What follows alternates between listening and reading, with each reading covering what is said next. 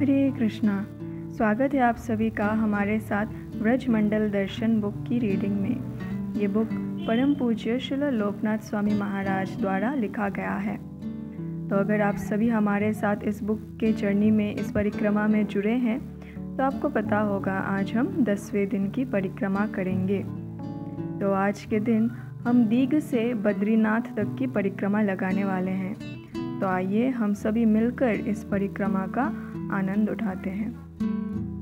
भारत में अनेक तीर्थ स्थान हैं। इनमें से बद्रीनाथ, द्वारका, रामेश्वर तथा जगन्नाथपुरी प्रमुख है। इन पवित्र स्थानों को 4 धाम कहा जाता है। धाम वह स्थान है जहां व्यक्ति तुरंत भगवान से संपर्क साध सके। भोर होते ही श्री निताय गौर सुंदर निकल पड़े और उनके पीछे पीछे हम भी। इस बार हमारा मार्ग पक्की सड़कें नहीं अपितु गांव की कच्ची सड़कें और खेतों के रास्ते हैं। आज हमें 17 किलोमीटर चलना है और जिस स्थान पर हम जा रहे हैं वह व्रज का सर्वाधिक दूरस्थ तीर्थ है। यहाँ की यात्रा मानो एक रोमांचकारी यात्रा है, परंतु यह कोई सांसारिक पर्यटन नहीं है। हमारी यात्रा का एक ठोस उद्देश्य है।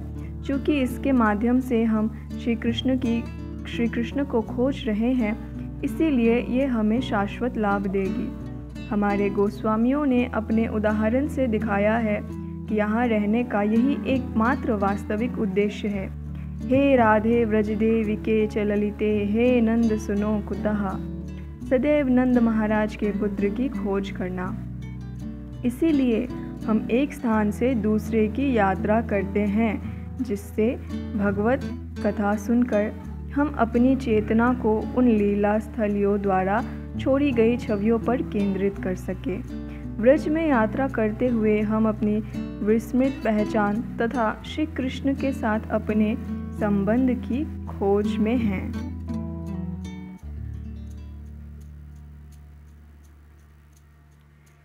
ध्यानपूर्वक व्रज में रखे गए प्रत्येक पग से हम अपने मार्ग की बाधाओं को दूर करते हैं।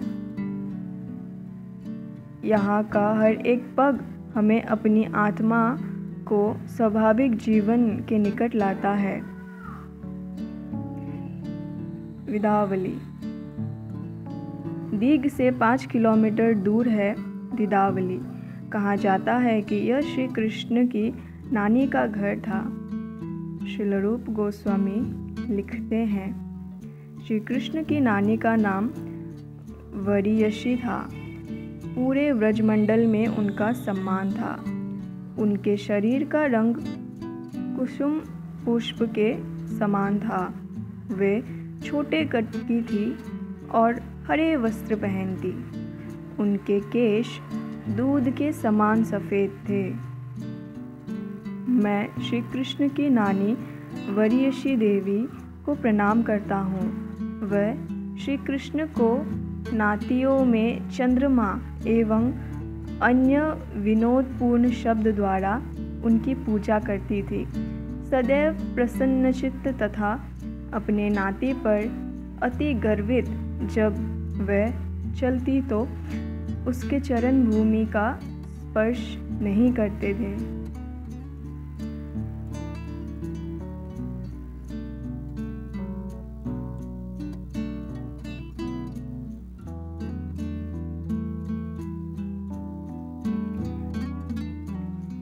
यहाँ भगवान नरसिंह देव का एक मंदिर है। श्री विग्रह का रंग सफ़ेद है। उन्हें देखते ही सहज रूप से हम नमस्ते नरसिंहाय प्रह्लाद लाद दायिने का कीर्तन करने लगे। नरसिंह देव भक्ति विघ्न विनाशक हैं, अर्थात जो भक्ति मार्ग में आने वाली बाधाओं का नष्ट करते हैं।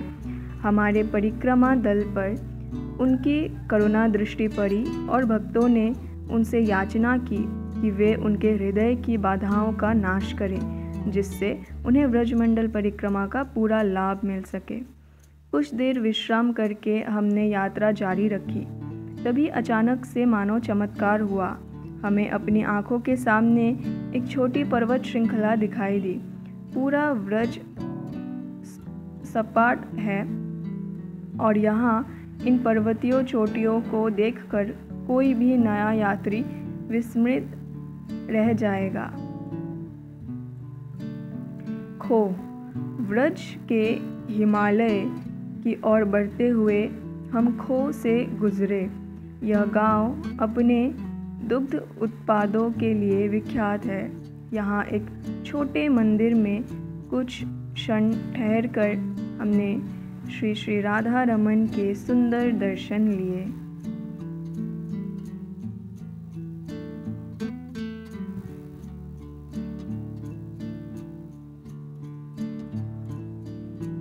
धीरे धीरे खेत समाप्त हुए और चट्टानें आरंभ होने लगी।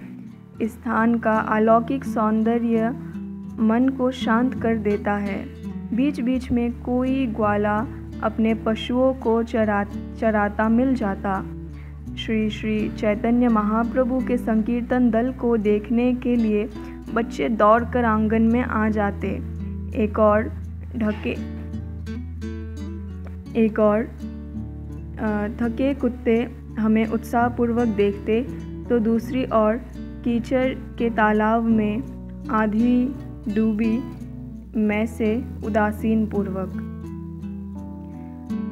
पर्वत पर धीरे धीरे चढ़कर हम दूसरी ओर घाटी में उतर आए। यह चितरी आबादी वाला एक छिपा स्थान है। लगता है मानो हम किसी दूसरे ग्रह पर आ गए हैं। दूर हमें एक घनी पहाड़ी दिखाई पड़ी। वो है आदि बद्री। कदम्ब कानन।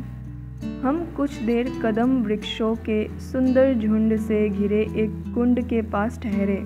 यह कदम्ब कानन कहलाता है। कहा जाता है कि श्री कृष्ण ने पुलिंद जाति की युवतियों के साथ यहाँ रासलीला की थी। वेणुगीत में गोपियाँ इन आदिवासी युवतियों का उल्लेख करती हैं।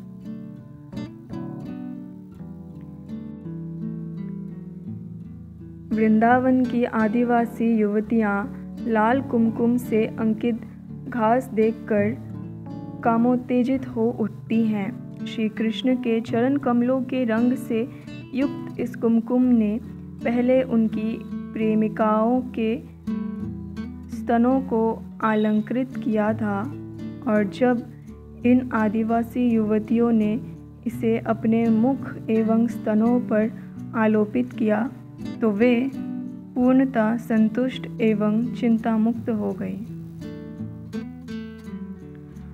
अलीपुर। शीघ्र ही हमने अलीपुर गांव पार किया। यहाँ से हमारा गंतव्य मात्र 4 किलोमीटर रह जाता है। पिछले वर्ष गुरु सेवानंद प्रभु यहाँ पीछे छूट गए थे। जब अंततः वे हमसे मिले, उन्होंने क्या हुआ वो बताया। मैं परिक्रमा दल के पीछे रह गया। अलीपुर में प्रवेश करते समय मैंने सोचा, मुझे भूख लग रही है। यदि मेरे पास कुछ प्रसाद होता तो खा सकता था। कुछ क्षणों पश्चात किसी ने मुझे पुकारा, आओ यहाँ आओ। एक वृद्ध व्रजवासी स्त्री मेरा हाथ पकड़कर अपने घर में ले आई और बैठाया। तब अंततः उसके परिवार ने मेरी पानी की बोतल छाछ से भर दी और मेरी थैली में व्रजवासी रोटियों का ढेर लगा दिया। उनके सहज प्रेम ने मेरे हृदय को द्रवित कर दिया। वह प्रेम का सच्चा आदान प्रदान था। मैं विचार करने लगा, इस प्रकार भारत तेज़ी से अपनी संस्कृति खो रहा है, विशेषतः बड़े शहरों में। सौभाग्य से ग्रामीण क्षेत्रों में अभी भी इसके अवशेष देखे जा सकते हैं। गाँव में हमारा स्वागत एवं सेवा हमें प्राचीन भारत की परिचय देता है। अतिथि देवो भव। अतिथि की देवों के समान सेवा करना एक अनकहा सिद्धांत था, परंतु आजकल शहरों में लोगों के घरों के बाहर कुत्ते से सावधान लिखा रहता है। परंतु कम से कम गाँवों में आज भी आपका स्वागत है। लोग हमसे बात करते हैं, हमारा हालचाल पूछते हैं। वे हमें आराम देने के हर प्रयास करते हैं। हमें आसन, जल और यदि स्वभाव हुआ तो भोजन भी देते हैं, परंतु आजकल कुछ स्थानों में लोग हमारी ओर देखते तक नहीं। कुछ भी हो, भारतीय संस्कृति के विषय में श्रील प्रभुपाद एक बंगाली कहावत कहते थे कि मेरा हाथी भी 1.25 लाख का होता है, कि मरा हाथी भी 1.25 लाख का होता है। आशा है श्री चैतन्य महाप्रभु के आंदोलन का प्रसार के साथ हमारी संस्कृति का पुनरुत्थान होगा। बद्रीनाथ। अंततः हम एक सुंदर छायादार प्रांगण में पहुँचे। दोपहर बीत चुकी है।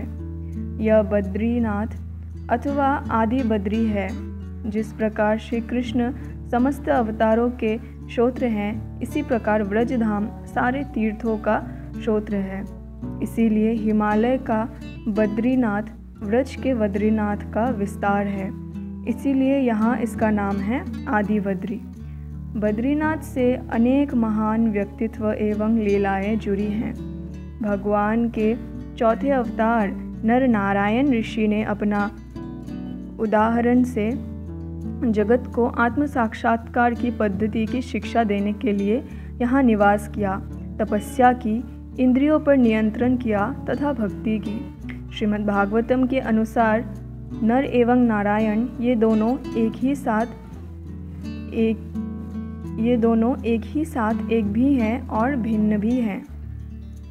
उनमें से एक शुक्ल वर्ण का है और दूसरा श्यामल।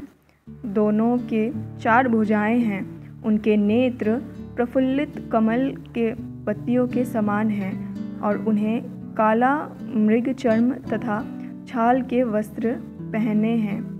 उनके कंधों पर जनेऊ सुशोभित है।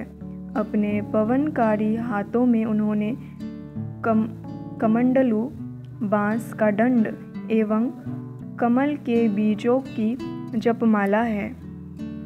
साथ ही उन्होंने दर्भ घास के पूंजों की प्रतीक रूप में सर्व पावनकारी वेदों को धारण किया है।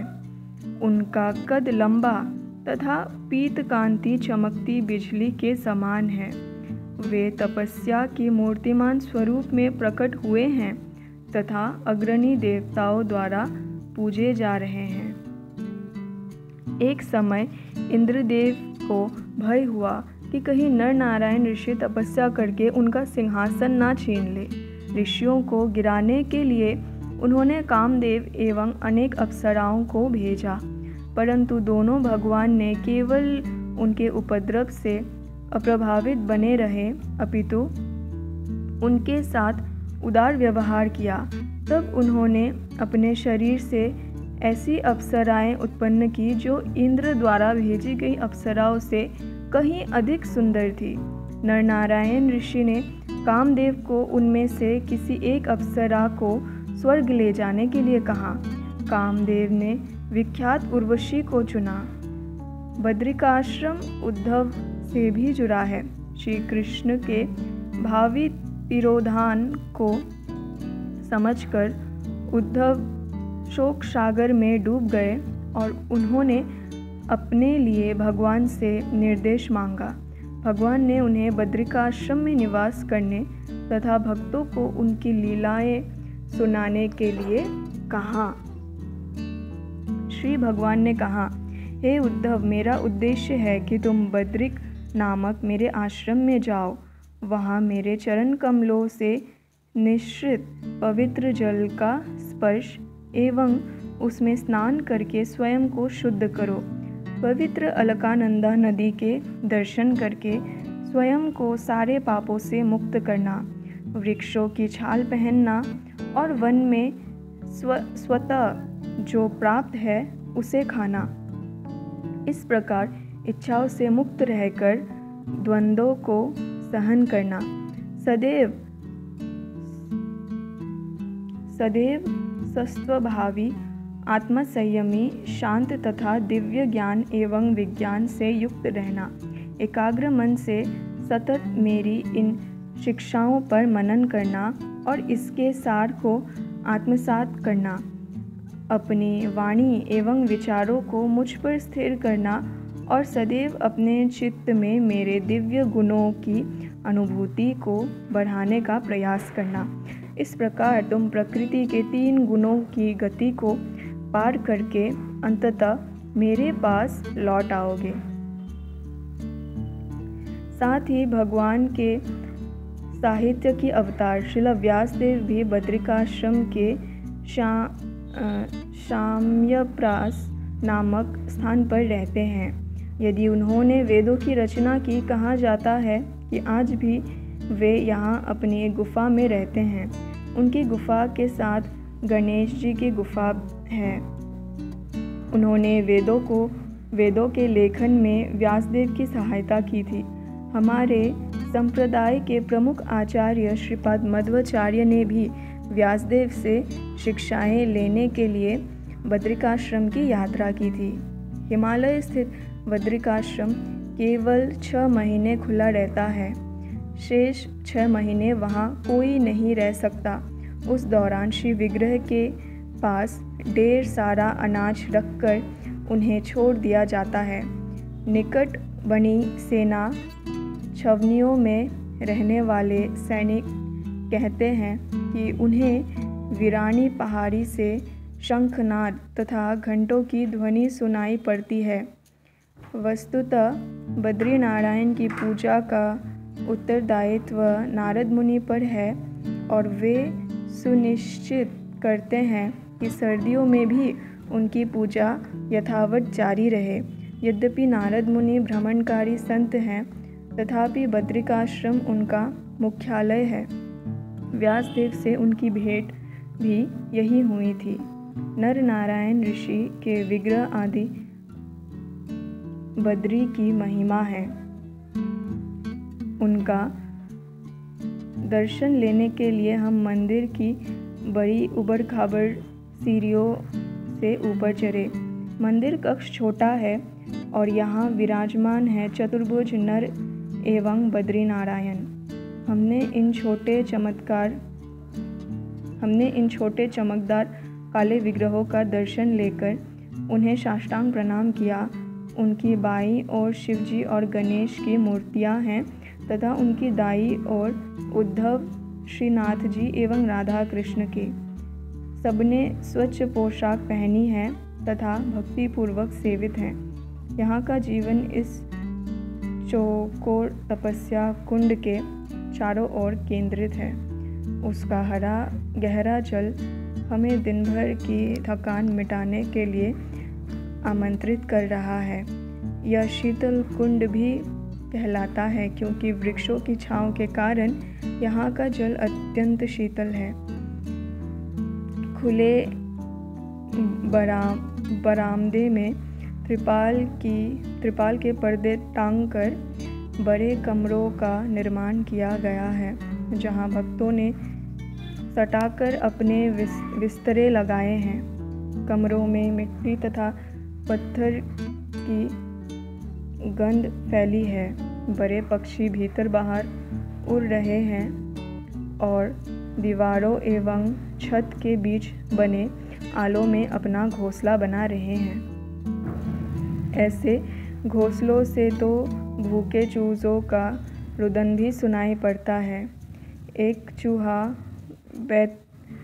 बेतहाशा अपने बिल को खोज रहा है, जिसका मुंह एक भक्त के संदूक द्वारा बंद हुआ है।